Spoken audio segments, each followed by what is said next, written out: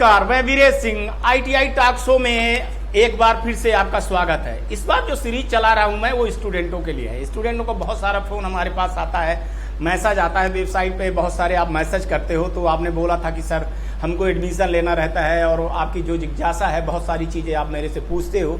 मैं थोड़ा सा बिजी रहता हूँ और मैं आपको जवाब नहीं दे सकता हूँ, या जवाब देने की मैं कोशिश भी करता हूँ तो उतना जवाब नहीं हो पाता है। कई बार आप मेरा फ़ोन बिजी जाता है। तो मैंने क्या किया है कि वेबसाइट पे जो है, तो अपने वेबसाइट में टॉप ITI की लिस्ट है और वो सारी वेरीफाई की गई हुई है मेरे से।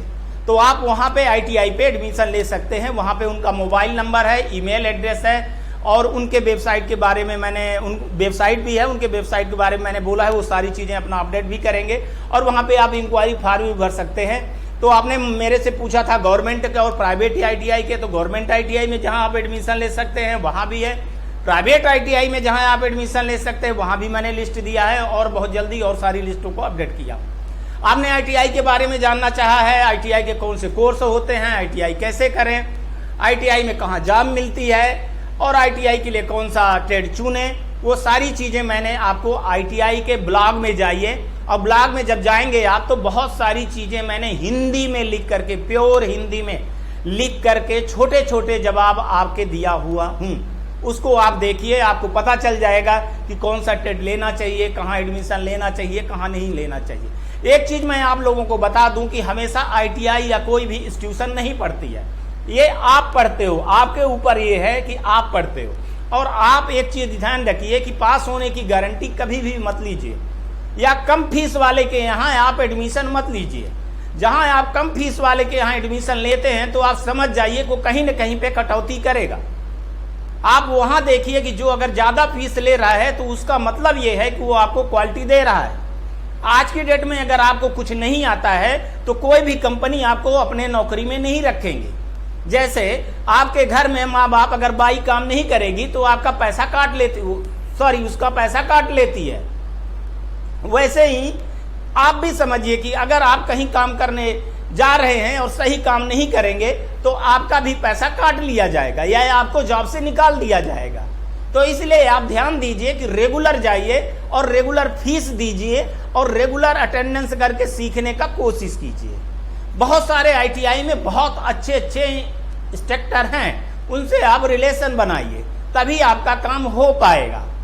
और आज की डेट में मैं आपको बता दूं कि ITI का आने वाला सबसे बड़ा मार्केट है, जिसमें आप BCom BSc वालों के लिए इतना स्कोप नहीं है जितना ITI वालों का स्कोप है। बशर्ते आप ट्रेड चुनते समय जरूर आप थोड़ा सा जानकारी ले लें या वेबसाइट पे हमारे लिखे, मैं आपको जवाब दूंगा। जैसे ब्लॉग में बना हुआ है, ब्लॉग में हमने लिखा हुआ है, उस पर आप जैसे पूछते हैं मैं आपके सारे आंसर देता हूँ। और इस वेबसाइट में टॉप ITI की जो लिस्ट है उस पर आप जाइए, उनके यहाँ जाइए। मैं कोशिश कर रहा हूँ कि हर जिले में 2-2, 3-3, 4-4, 5-5 ITI का मैं एक रिव्यू करूँ और रिव्यू करके मैं आपको बताऊँ जहाँ आप एडमिशन ले सकें। लेकिन मेरी आपसे एक ये विनती है कि कभी भी इंस्टीट्यूशन नहीं पढ़ता है, कभी भी कोई ITI नहीं पढ़ती है, पढ़ना आपको पड़ेगा। आप जब रोज जाएंगे, प्रैक्टिकल करेंगे, थ्योरी करेंगे, तभी आपको होगा। और ये सबसे बड़ी चीज़ आपको मैं बता दूं, जो आप कहते हैं कि हम थ्योरी पढ़ करके पास हो जाएंगे, तो वहाँ थ्योरी नहीं पूछी जाती है। जब प्लेसमेंट कंपनियां लेती हैं तो आज की डेट में आपके हाथ में ये चीज़ें रख देंगी, कहेंगी कि इसको आप बनाइए। अगर आप प्रैक्टिकल नहीं किए रहेंगे तो फिर आप समझ लीजिए कि आपके साथ में क्या होगा। आज की डेट में अगर आप 1 लाख रुपए का बिजनेस देते हैं तो आपको 10,000 रुपए मिलेंगे। अगर आप बिजनेस किसी कंपनी के लिए नहीं फायदेमंद साबित होते हैं तो आपको कोई कंपनियां नौकरी क्यों देगी। आपकी बहुत सारी जिज्ञासाओं को मैं वीडियो के माध्यम से, यूट्यूब के माध्यम से मैं देता रहता हूं और दूंगा भी। अभी थोड़ी सी हमारी परेशानी थी कि मैं ज़्यादा वीडियो नहीं बना पा रहा था, लेकिन अब मैं धीरे धीरे वीडियो बना करके आपके सवालों का जवाब मैं हिंदी में दूंगा। आज तक के लिए इतना ही। आप अपना ध्यान रखिएगा। इस कोरोना के बीमारी में आप अपना भी और लोगों का भी ध्यान रखिएगा। सामाजिक दायित्व को निभाइए। नमस्कार, फिर मिलूंगा किसी नए मुद्दे पर।